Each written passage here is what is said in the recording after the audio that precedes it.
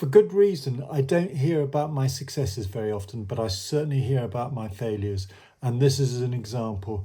Here, there's a property that I visited in December 2022, so almost about 18 months ago. And there was a concern that there might be rising damp. And what we found is that there was low temperature of about 9 degrees centigrade at the time of the survey. Now, in the old days, I used to write a report. I didn't do online videos. I would spend hours on a data loggers. I would produce everything. It was by Excel in those days.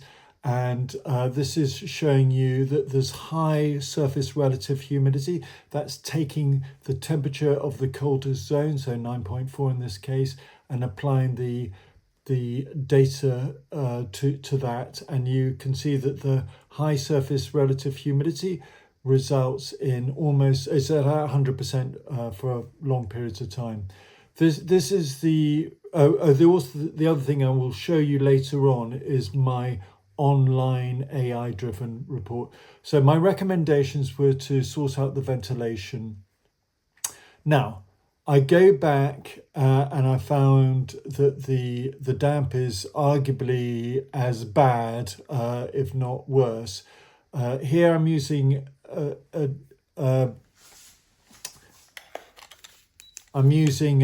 damp meter, and I recommend any owner get hold of one so that they can see how the improvements are affecting their wall.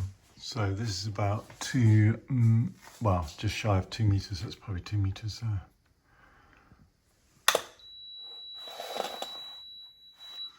Just shows the effects of condensation. Notice they replaced the wall with plaster. It looks like they've had damp proofing treatment, which just doesn't work. Don't use it. Don't use slurry. Condensation, this is a good example.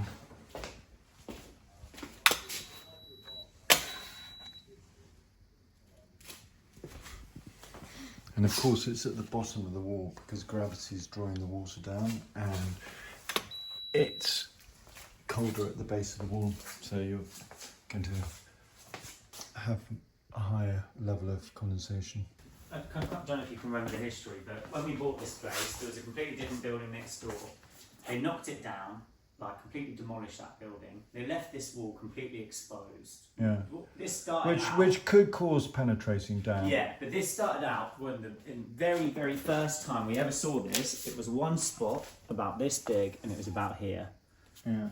So it like the condensation thing, I do get, but it just feels strange that it's all the way here, all the way across here, and then all the way back there, and also around here. And I know that water can gather in any places, and you're the expert, not me. But what I'll say is, like, we've had that cooker going low to see whether that was what caused it. And don't get me wrong, sometimes you will have, like, if you've got loads of heat, I'm cooking a steak, something like that, you might see just a tiny little bit of a glisten, only right at the top.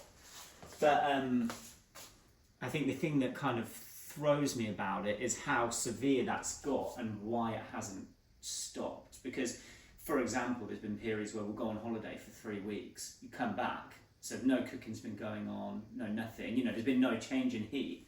So why is it still rising during those times? This feels like it's slowly but surely just getting worse. But the thing about going away on holiday is that you're not ventilating during that period, and you may not be heating, I don't know. Yeah, no, we don't, yeah. But I just don't get why isn't this whole thing saturated?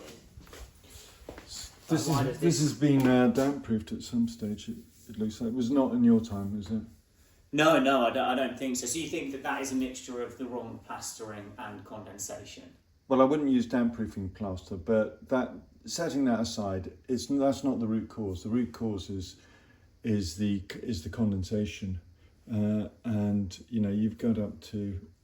I mean, it was glistening in July, and you talk about when you cook, you can see glistening on there.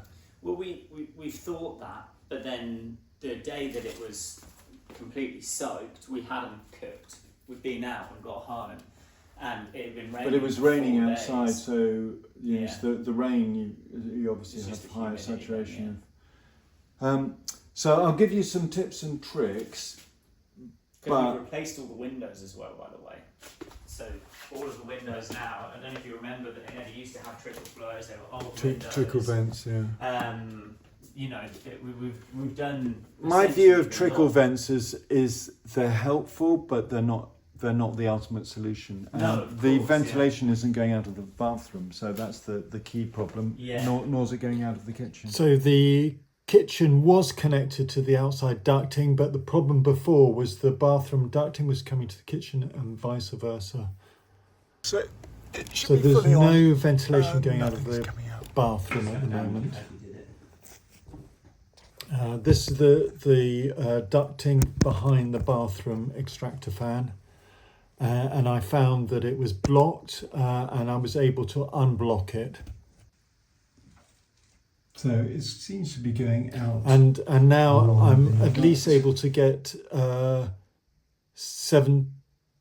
15 litres a second out of it. So basically it's solved. But there's still the problem of the kitchen ventilation and drying clothes internally. So what I recommend is follow all my recommendations in the report and monitor the humidity.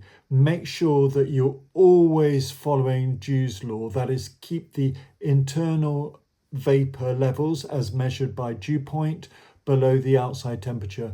In the summertime, it won't happen as often. In winter, it's bound to happen unless you're keeping the dew point below at least 10 degrees centigrade and normally much lower than that, depending on the outside temperature. Now, this is my new AI-driven online graphing system. I put in the temperature of the coldest part of the wall. So at the time of the survey, the coldest part of the wall is going to be the around the cold water pipe, or in fact the cold water pipe itself, and that's 18 degrees centigrade. So when you put in the correct number, you'll see the surface relative humidity, and it's very close to 100%, despite it being summertime. So you're getting close to condensation and probably are getting condensation during the summertime. So what's going to happen during winter? Now, the key things are monitor the internal humidity, use the bathroom extractor fan. I've improved it, but you're going to have to keep an eye on that. I would also put a data logger in the bathroom, because at the moment you've got the two data loggers near each other, so they're not going to give very useful information.